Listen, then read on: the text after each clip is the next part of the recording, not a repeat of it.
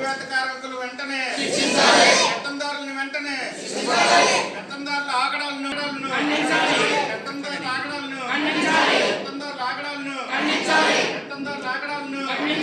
భూస్వామిని వెంటనే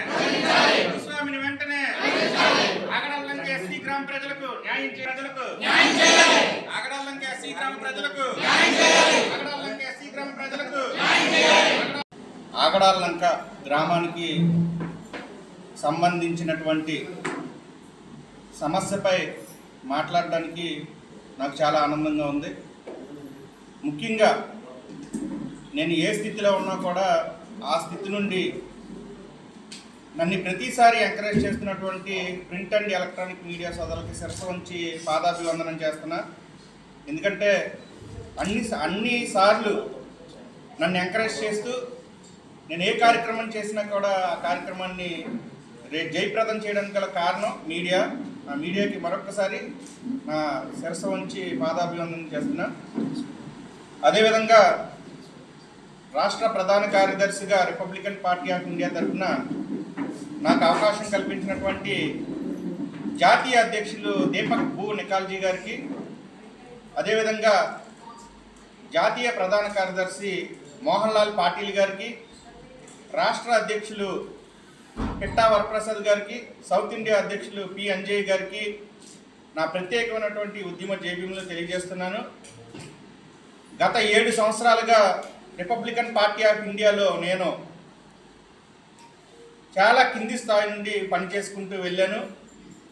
ఒకసారి ఎంపీ అభ్యర్థిగా పోటీ చేసి ఓటమి పాలయ్యాను. మొన్న ఎన్నికల్లో ఏలూరు నుండి అసెంబ్లీ స్థానానికి పోటీ చేసి మరి 3వ స్థానానికి రావడం జరిగింది. ప్రజలందరూ కూడా నా పక్షాన ఉన్నందుకు కూడా వారికి ప్రత్యేకమైన కృతజ్ఞతలు ఈ సందర్భంగా తెలియజేసుకుంటూ ఇక విషయానికి వస్తాను. రిపబ్లికన్ పార్టీ ఆఫ్ ఇండియా అంటే ఈ పార్టీ పేద ప్రజలది.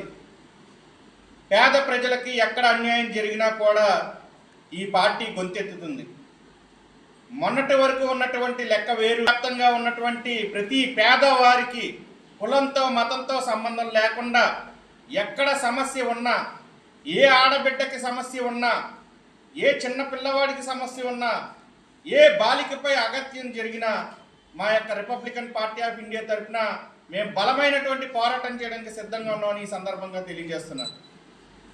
మరీ ముఖ్యంగా ఆగడాల లంక గ్రామంలో ఎస్సీలైనటువంటి గ్రామ ప్రజల్ని సుమారుగా 57 కుటుంబాలను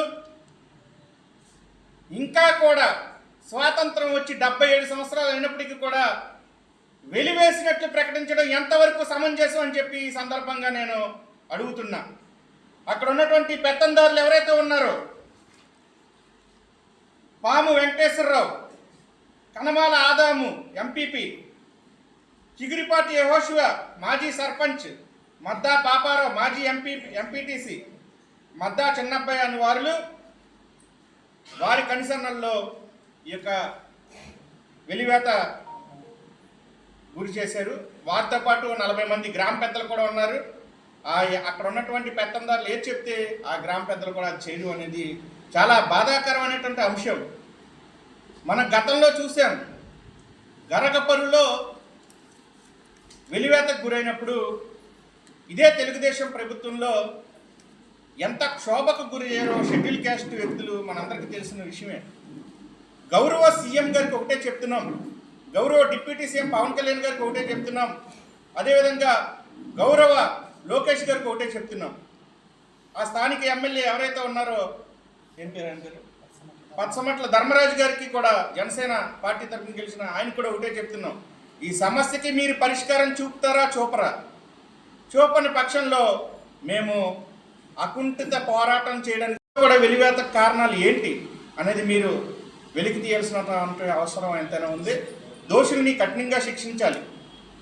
వెలివేతకు కారణం కూడా నేను ఇప్పుడు మీకు చెప్పదలుచుకున్నాను. దీనిలో 4 పాయింట్లు ఉన్నాయి.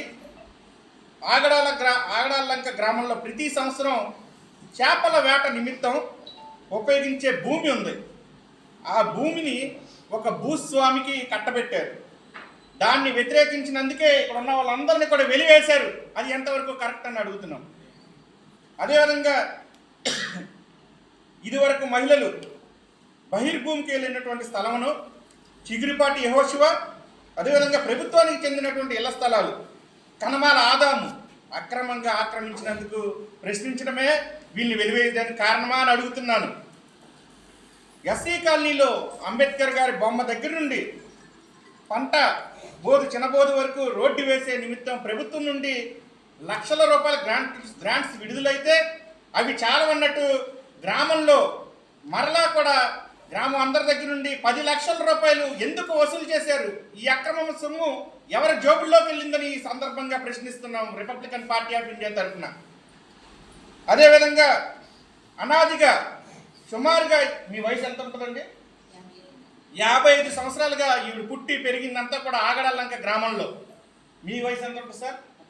37. మీ నాన్నగారిది 60 సంవత్సరాలు. అంటే ఇంచుమించుగా ఈ తాత ముత్తాతల నుండి ఆగడాలంక గ్రామంలో ఉంటే ఇప్పుడు ఆగడాలంక గ్రామానికి మీకు ఎస్సీ గ్రామానికి మీకు ఎటువంటి సంబంధం లేదు, మిమ్మల్ని అందరినీ వెలివేస్తున్నామని చెప్పి ప్రకటించడం ఎంతవరకు సమంజసం? ఈ భూ పెత్తందారులు ఎవరైతే ఉన్నారో వాళ్ళందరినీ తక్షణమే అరెస్ట్ చేయాలని కోరుకుంటున్నాం. అదేవిధంగా ఆ భూ పెత్తందారులకి మరి సపోర్ట్గా ఉన్నటువంటి గ్రామ పెద్దలను కూడా బహిరంగంగా హెచ్చరిస్తున్నాం.